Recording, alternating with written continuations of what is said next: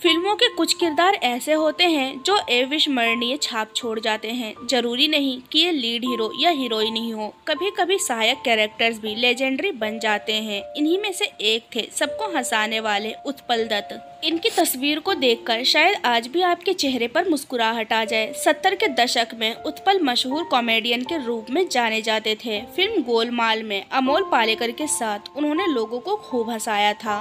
अभिनेता होने के साथ साथ उत्पल दत्त राजनीतिक कार्यकर्ता भी थे, जिसकी झलक उनकी फिल्मों में दिखाई देती है। उन्होंने हिंदी और बंगाली सिनेमा में अमिट छाप छोड़ी। उनकी फिल्मों को देखकर दर्शक तो खुश होते थे, लेकिन सरकार नाराज हो जाती थी। अपनी पिक्चर के माध्यम से वो सरकार पर तंज कसते थे। इसी का नतीजा था कि आजाद भारत में उन्हें जेल जाना पड़ा था। इस किस्से के बारे में हम आपको बताएंगे, साथ ही हम आपको इनके आज से भी रूबरू करवाएंगे। उत्पल दत्त का जन्म 29 मार्च 1929 को बांग्लादेश के बारिसाल में हुआ था। उनके पिता का नाम गिरिजा रंजन दत्त था और मां का नाम शैला बाला दत्त। उन्होंने अपनी शुरुआती पढ़ाई शिलांग से की। यहाँ से आगे की पढ़ाई के लिए उनके पिता ने उन्हें कोलकाता भेज दिया। उत्पल दत्त ने अंग्रेजी साहित्य से ग्रेजुएशन किया।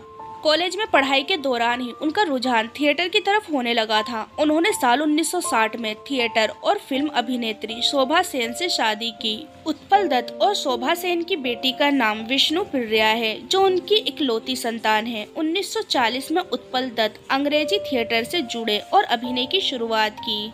शेक्सपियर साहित्य से उनका विशेष लगाव था। नाटक ओथेलो से उन्हें काफी वाहवाही मिली थी। इसके बाद उनका बंगाली नाटक में मन लगने लगा। बंगाली फिल्मों के साथ उनका थिएटर से प्रेम भी जारी रहा। इस दौरान उन्होंने कई नाटकों का निर्देशन और लेखन भी किया। बंगाली राजनीति पर लिखने वाले उनके नाटकों ने कई बार विवाद को भी जन्म दिया। बंगाली फिल्मों में सफलता पाने के बाद उन्होंने 1950 में हिंदी सिनेमा का रुख किया। उनके अभिनय को यहाँ भी काफी सराहा गया। बॉलीवुड में हास्य कलाकार के रूप में उनकी पहचान बनी।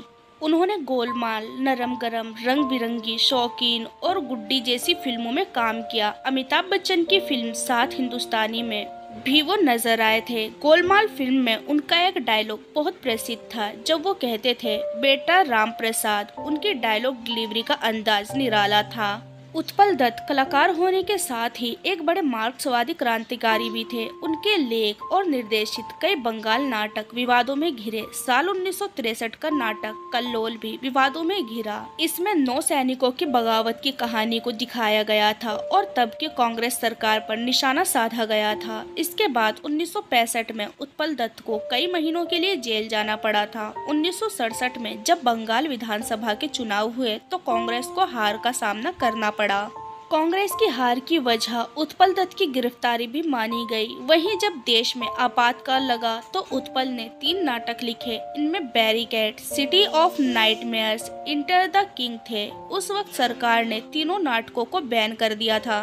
उत्पल दत्त को उनके हुनर का सम्मान भी मिला। फिल्म भुवन शोम के लिए उन्हें वर्ष 1970 में राष्ट्रीय पुरस्कार मिला था। वहीं फिल्म गोलमाल के लिए उनको फिल्म फेयर बेस्ट कॉमेडियन के अवार्ड से नवाजा गया था। इसके अलावा भी उन्होंने कई अवार्ड अपने नाम किए थे। 19 अगस्त 1993 को उत्पल दत्त का दिल का दौरा पड़ने के कारण निधन हो गया और इस तरह अपने नायाब अंदाज में अच्छा बोलने वाला अभिनेता अपने पीछे यादों का कारवां छोड़ गया। तो दोस्तों, अभी के लिए बस इतना ही। मिलते हैं अगली वीडियो में। तब तक अपना ध्यान रखिए। Bye bye.